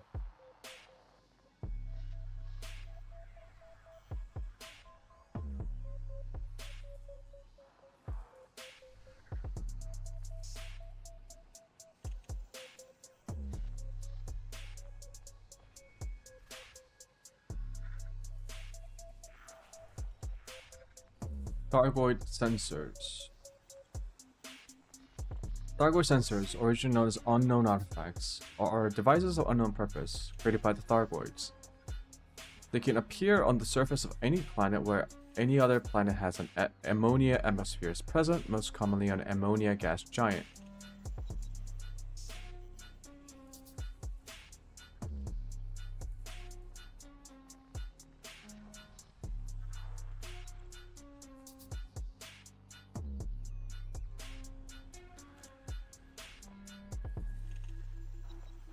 If shot with weapons or rammed, the sensor will break up into a number of materials called sensor fragments. So I need... okay. So, which one... Where do I go for this? Thargoid sensors were originally rare, but have become common in systems with ammonia gas giants. Any landable planet can have a sensor which will be noted by non-human signature. They can also be found in a 150 light-year radius of Merope at non-human signal sources or crashed Thargoid ships. Alien crash sites sometimes contain salvageable Thargoid sensors found near the wreckage.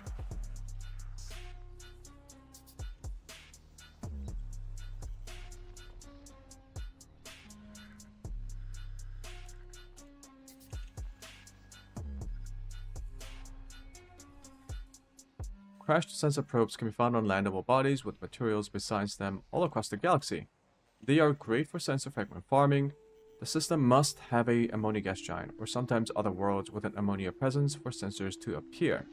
It is not a sign of any Thargoid presence in the system or nearby.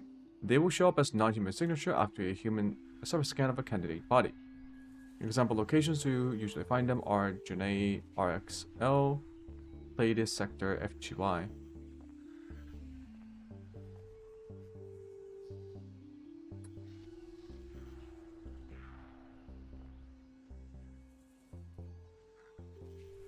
Okay, so I'm gonna have to look for these sensor fragments.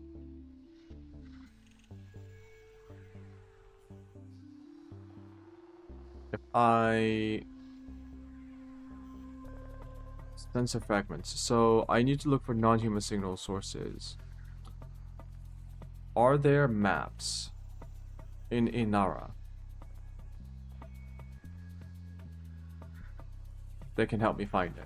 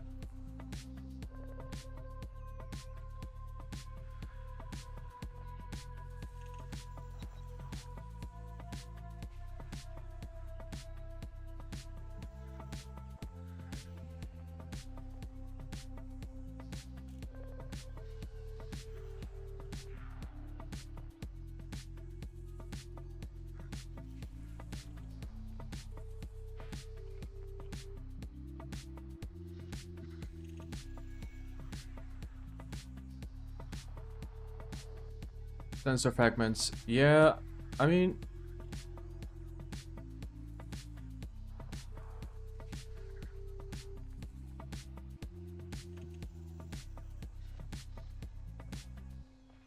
Any system anywhere in the galaxy that has a gas giant with ammonia-based life and landable planets. Okay.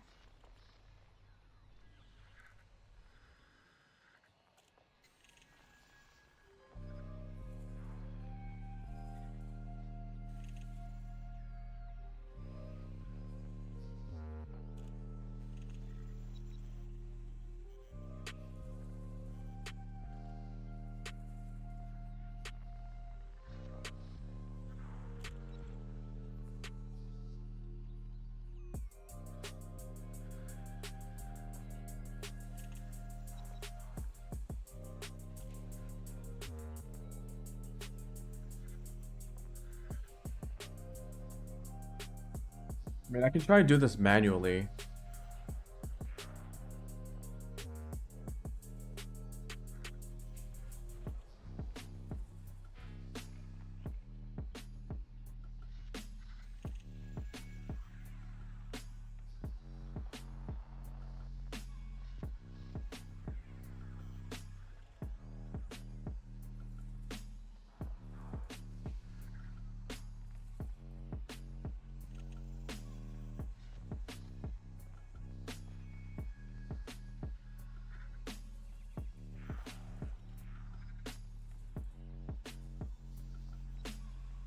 We don't have to do this.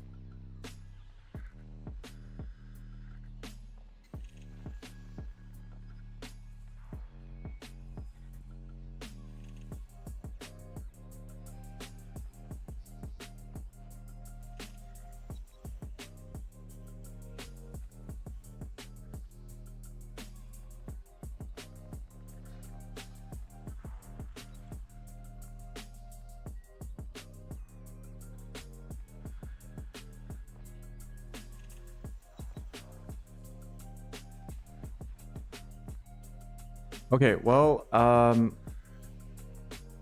unfortunately, I think I'm gonna have to end my stream. I'll be back tomorrow. Might as well. I have to sort out all these like technical issues with my audio setup and my video setup. So I think for now the audio sounds decent, where I don't have to worry too much about it. Maybe I'll learn more about audio filters and stuff like that. As for the encoding, I think it looks fine on 1080p, so I won't sweat too much about it. But yes, I'm sorry, I do need to end my stream for today. Kind of unexpected, but you know, that happens. I'll be back tomorrow, or maybe the day after tomorrow. Yeah, I might be back tomorrow or the day after tomorrow. It depends. But yep, sorry for cutting the stream short. But yeah, I actually kind of need to go. Like I gotta end my stream now. So sorry, bye. I'll be back. Bye bye.